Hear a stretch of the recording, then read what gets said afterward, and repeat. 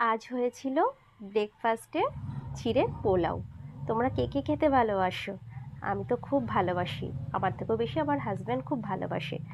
তো তোমাদের কাছে চলে এলাম তোমাদের সাথে শেয়ার করতে চিড়ের পোলাও রেসিপি নিয়ে। যদিও বা রেসিপিটি আমি করিনি, আমার হাজব্যান্ড করেছে, ভিডিওগ্রাফার কিন্তু আমিই ছিলাম। তো চলো শুরু করা যাক। প্রথমে একটা প্যানে কিছুটা আহ, ঘি দিয়ে দিলাম। ঠিক আছে, ঘি দেওয়ার পরে কিছুটা তেল দিয়ে দিলাম।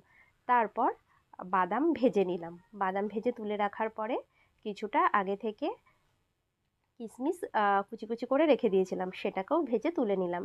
এবার ডুমো ডুমো করে রাখা আলুটাকে একটু লবণ আর একটু হলুদ দিয়ে ভালো করে ফ্রাই করে নিলাম। ফ্রাই করার পরে সেটাকেও তুলে রাখলাম।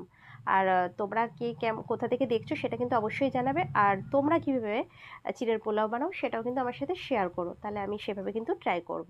তারপর দেখো, একটা তেজপাতা আর দারচিনি আর হচ্ছে কিছু ভুল হলে কিছু মনে করো না, আমি সব কিছু মানে চিনি না এখনও অতটা ভালো করে। তারপর এলাচ, কিছুটা আদা কুচি আর কিছুটা লঙ্কা কুচি অ্যাড করলাম। আর কিছুটা মানে সামান্য পরিমাণে হলুদও অ্যাড করলাম।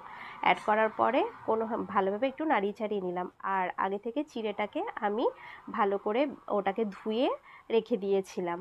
তো জল ছেঁকে রেখে দিয়েছিলাম যাতে মানে চিড়েটা খুব বেশি নরম না হয়ে যায়, ঝরঝরা থাকে।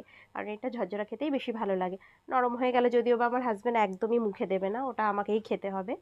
তো যাই হোক, আর যদিও বা হাজব্যান্ড করেছে রেসিপিটা, পারফেক্ট তো হবেই।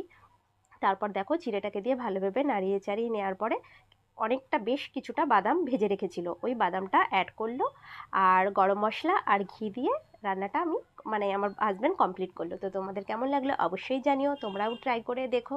ঠিক আছে, তো খুব খিদে পেয়ে গেছে, চলো খেয়ে নেওয়া যাক। টাটা। পরের কোনো ভিডিওতে আবার দেখা হবে, ততক্ষণে তোমরা সবাই খুব খুব ভালো থেকো, সুস্থ থেকো। দেখা হচ্ছে নেক্সট কোনো ভিডিওতে। টাটা।